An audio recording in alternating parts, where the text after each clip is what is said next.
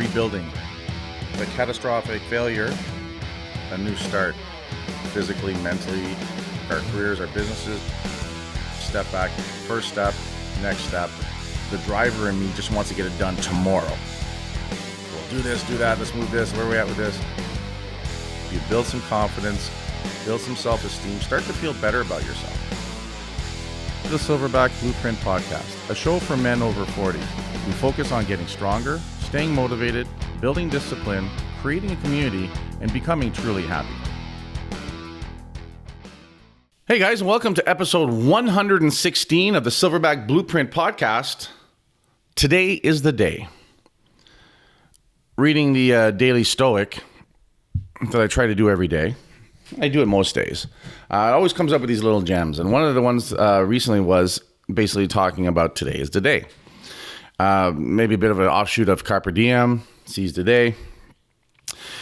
And basically the whole message on that one, and I really liked it, was the only thing worse than saying that we can't do something is to say I'm going to do it tomorrow. So a lot of times when we say we can't do this, oh, I can't do that. It's because we're not willing to do what has to get done. Oh, I can't possibly go to the gym 5 days a week. Well, I can't possibly do that because I have so many things going on, right? And that's just a reaction. But the thing that's worse, and the thing that bothers me, and I catch myself doing it as well, and I really resent when that happens and I get really angry, is when I say, I'm going to do it tomorrow. If we know we can do something or we must do something, then why do we put it off? And I think that's a real psychological thing that happens to us. Sometimes it's simple as, I'm just going to make that phone call. I'm just going to go over there and fix that thing, or I'm going to deal with it, or I'm going to take 10 minutes now and look at the issue. But we have this thing where we're like, I'll do it tomorrow. Oh, and we literally make that noise, either out loud or in our heads. Oh, geez, I'll just do it tomorrow. But why do we do that? Some people call it procrastination. We procrastinate. We'll do it. There's also a theory that, whatever we have to do will fill the time we have to do it in, right? I think it's Maslow's theory of something, where if we have 8 hours to do a task, we'll take the 8 hours. If we have 40 minutes to do it and it has to get done, we'll take the 40 minutes.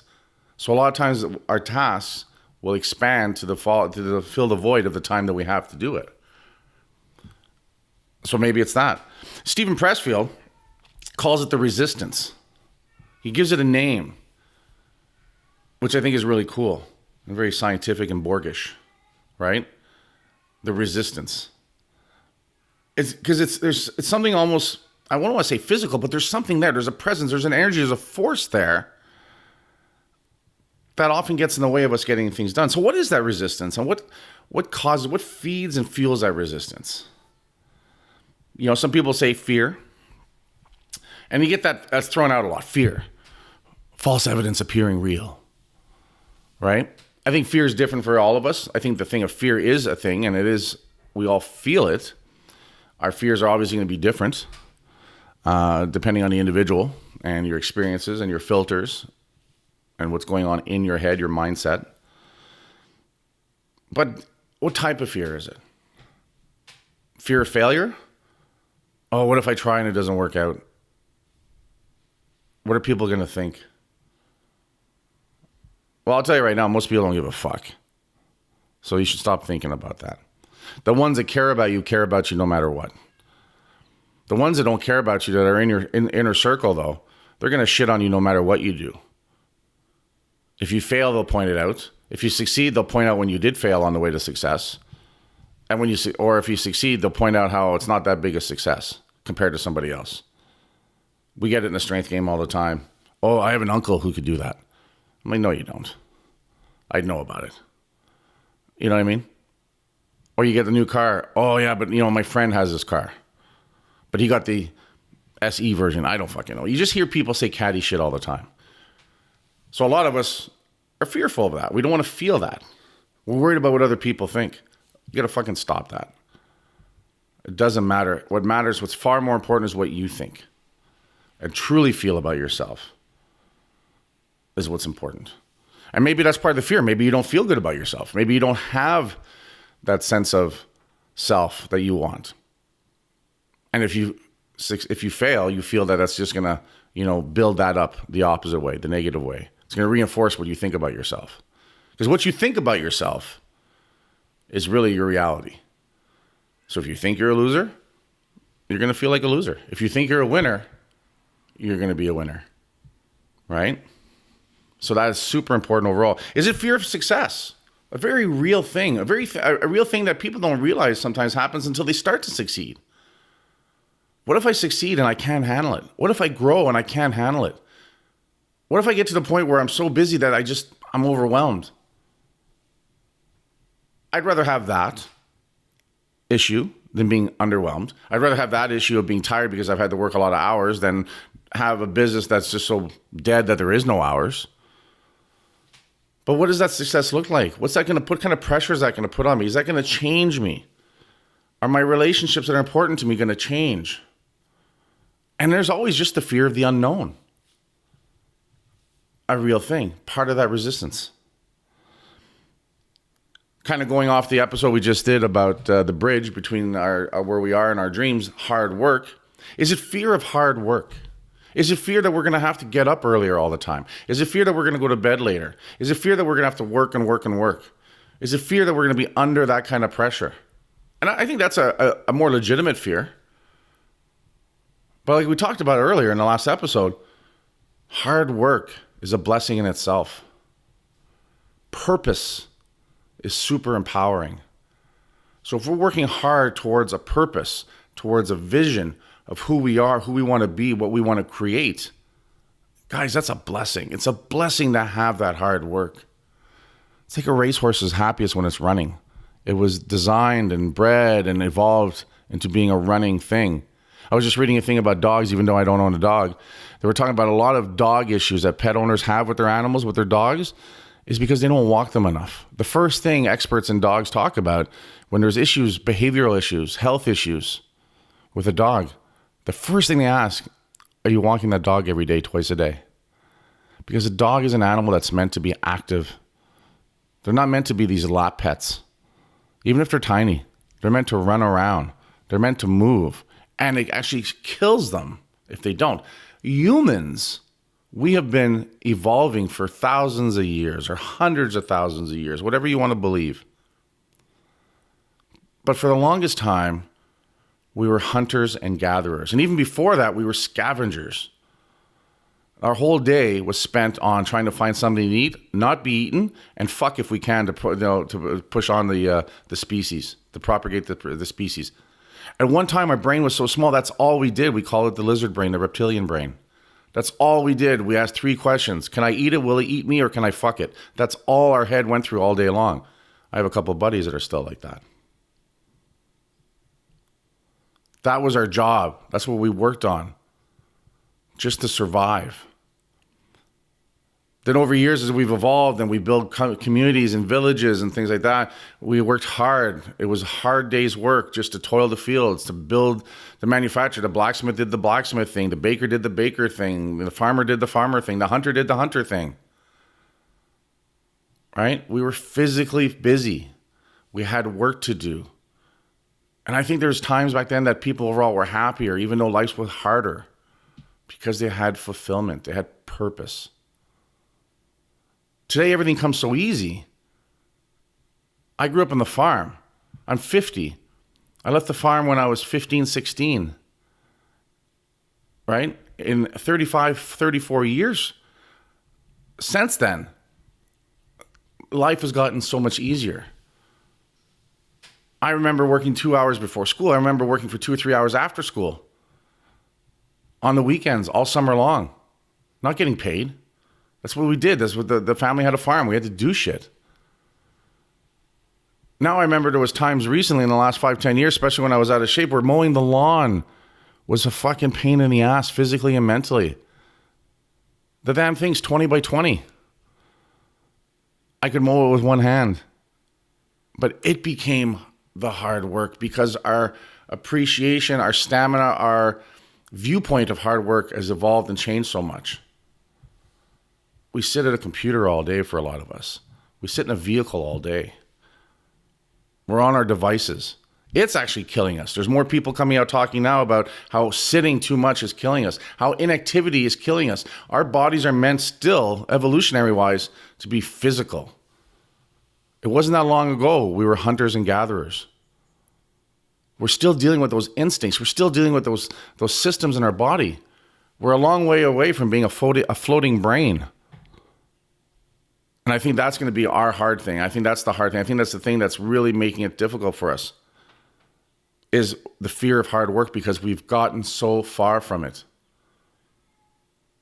You look at guys out there that are hard work, that have those jobs, that are in the trades. They work hard because their trades are physical. But you know what? There's never a lack of work for them. Rarely do I see someone in a trade who isn't doing well financially. I'm not saying rich, but they've got what they want. They've got the toy or two. They've always got a side job. They've always got a cash job. They're primed physically. So I think they have an advantage, but they still have to take care of their bodies, because if not, then they become broken. And then if they become broken and their body, their physical body is what they do their job and their career with, then they're in real trouble. So they still have to take care of their health. They still have to eat well. They should still work out, right? They should still make sure they get enough rest so their bodies don't break down too fast. Because if they lose that, that's their whole means. But it's hard work, guys. The fear of hard work. The other fear is the fear of change.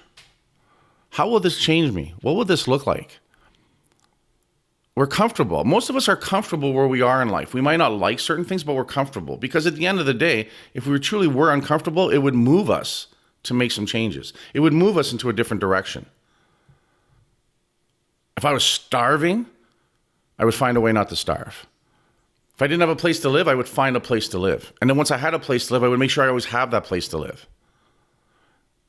I often say that when we talk about hiring people in their 20s, is that, for a lot of them, there's not a hunger there because they still live at home, right? I think that's the hardest thing we're doing to our kids, is letting them live at home for too long. Because when I was 20-something, I had to pay rent. When I was in my teens, 17, I had to pay rent. That was that simple. So that means I had to get a part-time job and take a lot of hours because I had to live somewhere. But it gave me more experiences. I got more shit done. I have friends that didn't have to pay rent.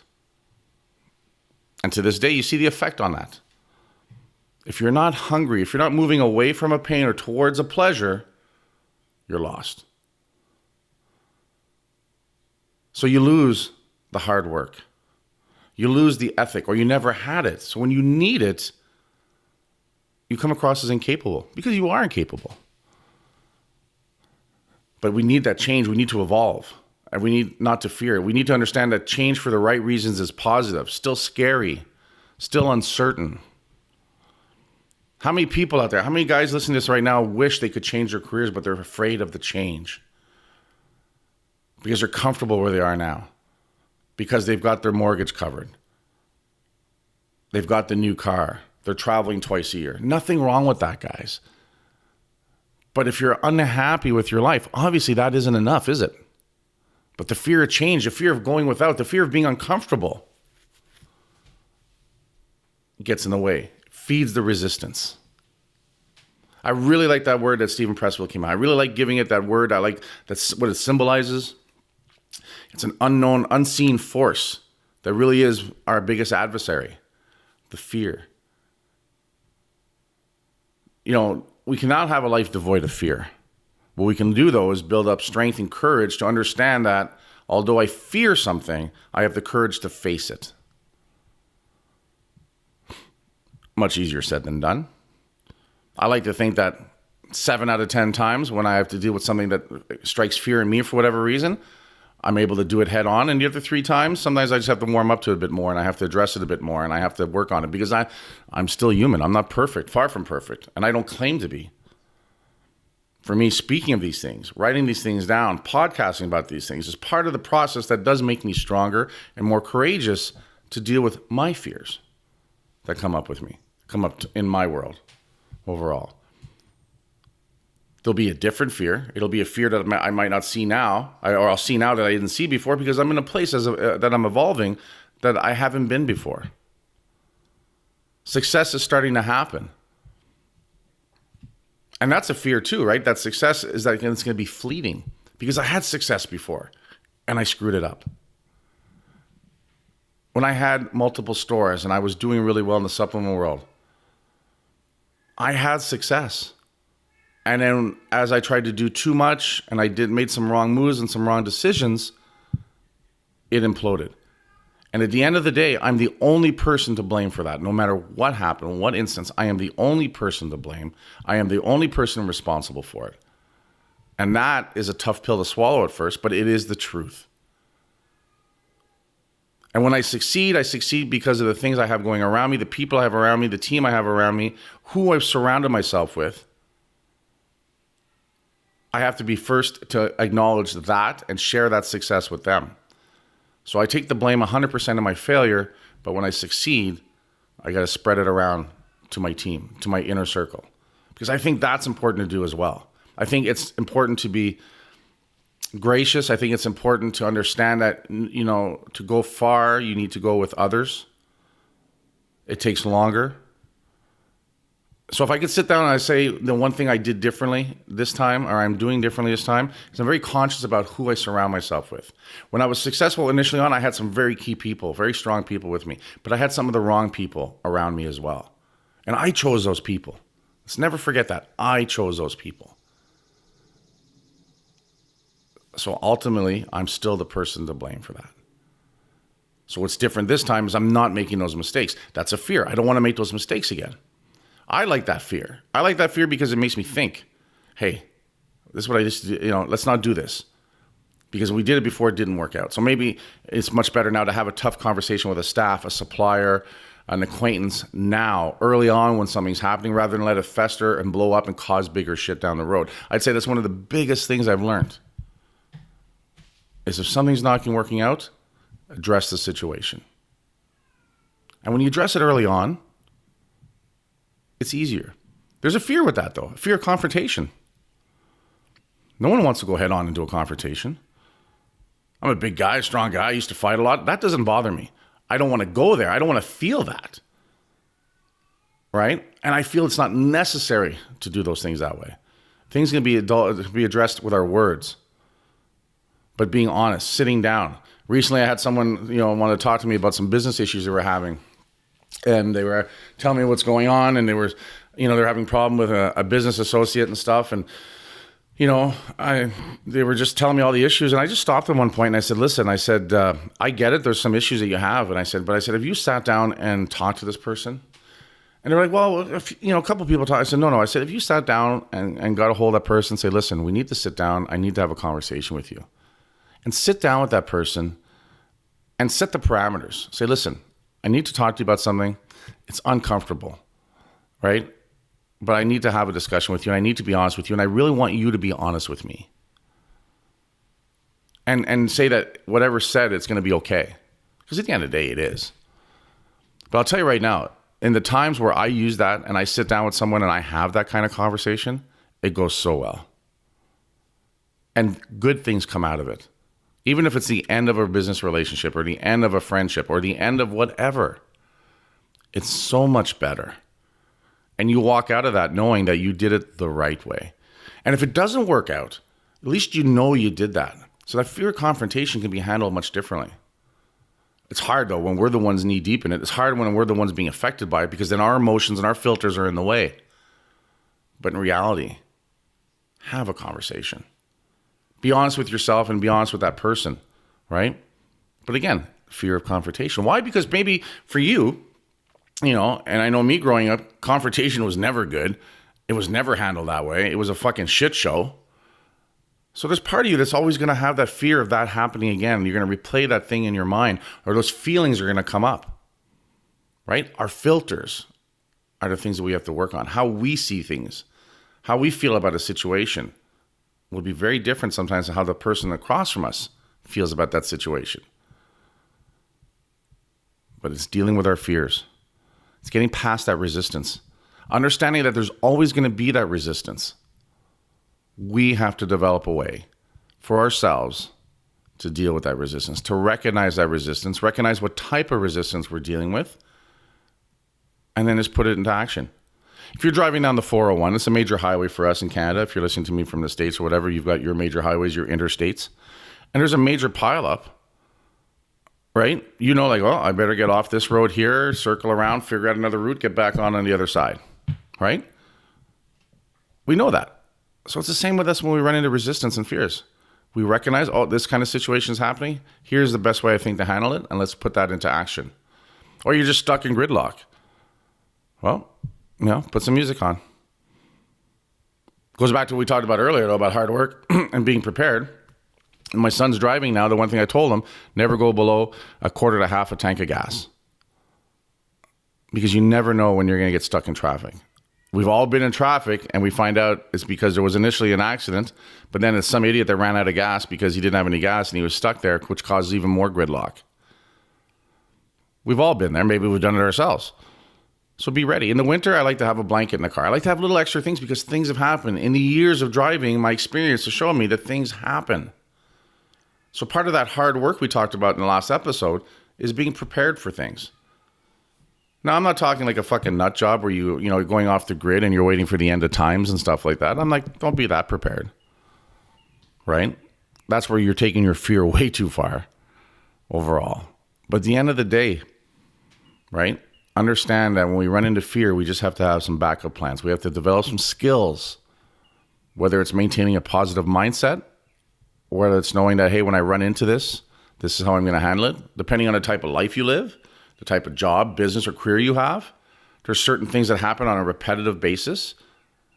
So develop plans for that. We run into certain things as a gym and stuff like that. So I've created certain letters and a form letter, if you will, that deals with it, but addresses our policies and does things like that. You know what it does? It just makes sure that we always have the same answer, the same information all the time, giving those a situation that runs up, that happens to us. We have a mail order business. Well, I used to sit there when a card wouldn't go through. I'd be like, oh, I send this message and I send that message. Now we have a standard message, just copy and paste and just say, sir or madam, for your order number, blah, blah, blah, your card ending in this is coming back declined. And it's all pre-written. I just copy, paste, and I just adjust the order number. And that's it. It makes that a lot easier. In fact, it doesn't even annoy me anymore. Because before I'd be like, oh, this card doesn't work and it's going on. Now I got to call, I got to do this and stuff. It was like a pain in my ass. Now I just copy, paste, send it off. 99% of the time, oh, no problem. I just transferred some funds on my card, or here's a different card. So much easier. Because that was something I was running into, and then the frustration was getting to me and it would make me angry. It was like someone sticking a stick in my spokes of my day. So rather than doing that, I just said, hey, let's just come up with a way to try to systemize this a little bit. So much easier.